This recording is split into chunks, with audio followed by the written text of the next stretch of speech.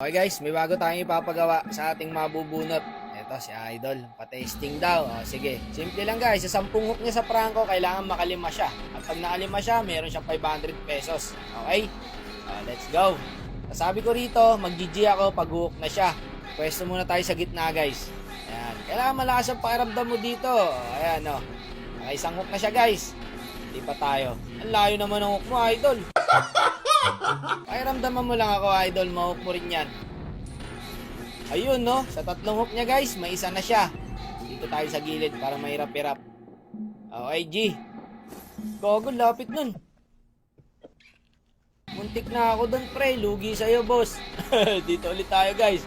Wala, mahina makiramdam si Idol, guys. Sige, dun lang ulit tayo. Hindi siya makatunog, ala. Walang yaka, Idol.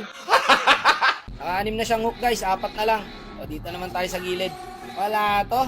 Madaling lokohin tong tao na to. Hindi makaramdam.